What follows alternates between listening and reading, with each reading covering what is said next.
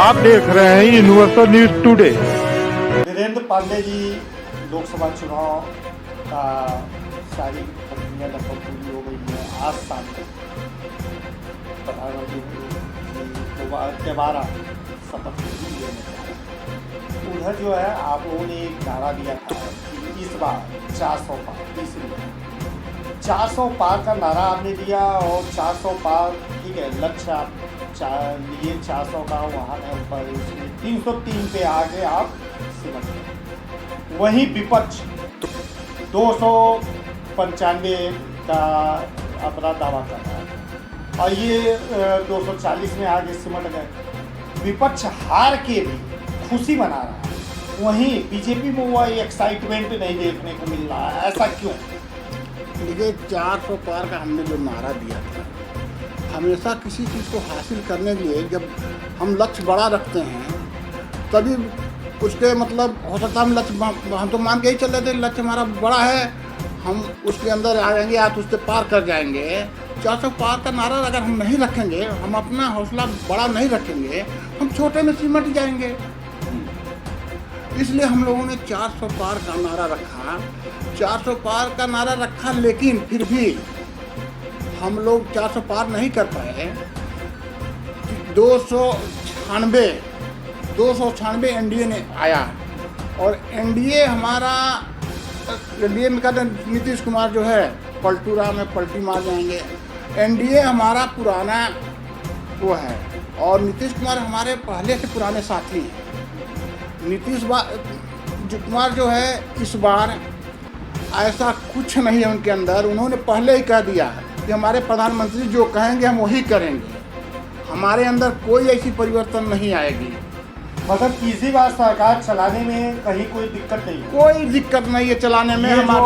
ये जो social media और विभिन्न जगहों पे चल रहा है विभिन्न लोगों के आईटी सेल के द्वारा कि नीतीश कुमार बाधा बनेंगे या बड़े निर्णय लेने में पलट जाएंगे, सरकार नहीं चलने देंगे, ऐसा कुछ भी नहीं। ऐसा कुछ भी नहीं है। नीतीश कुमार मजबूत सरकार मिल रही है। आप देखिए, नीतीश कुमार ने पहले ही कह दिया, प्रधानमंत्री को आश्वासन दे दिया, हम आपके साथ हैं, हम कभी इधर उधर नहीं जाएंगे। चुनाव के पहले उन्होंने कहा, चुनाव के बाद भी वही बात दोहराई।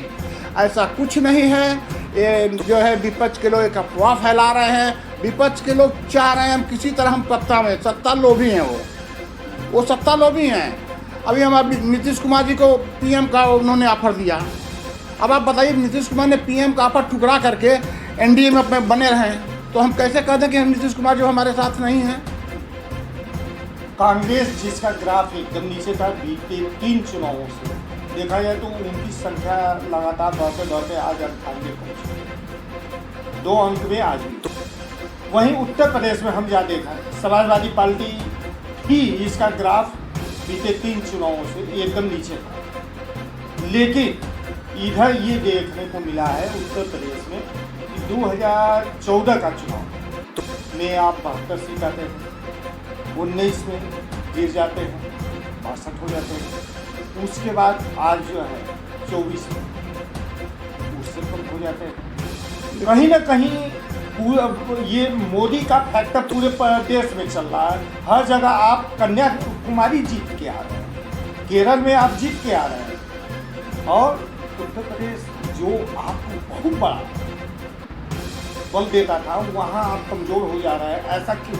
देखिए, ऐसा है कि गर्मी का सीजन है, कुछ कमियां हम कार्यकर्ताओं के बीच में रह गई, जिसका हम लोगों ने एक हौसले में रह गए कि हम मोदी जी के आ रहे हैं, मोदी जी के हम जीत जाएंगे। है कुछ कमियां हमारे कार्यकर्ताओं में, लेकिन चुनाव आयोग को एक बार इस पर विचार करना चाहिए कि गर्मी भरी गर्मी में वोटर प्रभावित होते हैं। इतनी गर्मी होती है कि मतलब वोटरों को निकलने में तकलीफ होती है और हमारा वोट जो है पोल नहीं हो पाया। जो हमारे वोटर हैं वो पोल नहीं हो पाए।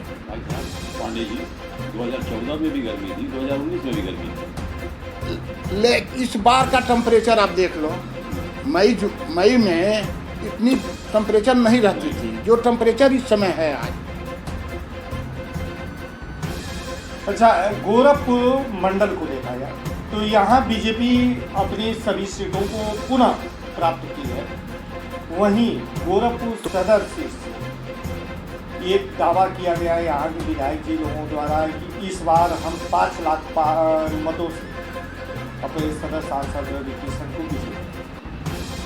और उधर मुख्यमंत्री जी नामांकन के दिन यहाँ जो है एक लक्ष्य दिए कि इस बार जो है 2 गुना मतों से हम विजयी करेंगे, और उससे आप सिमट के 1 लाख के अंदर आ गए।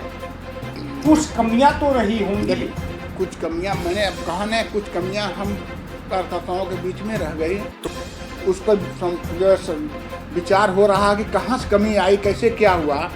देखिए, मैंने एक बार पहले फिर बताया आपसे कि गर्मी की वजह से हमारे वोट पोल हो नहीं पाए। अगर समीक्षा हो रही, समीक्षा चलेगी कहाँ से क्या कारण है, किस कारण बस हम लोग यहाँ मतलब विफल हो गए।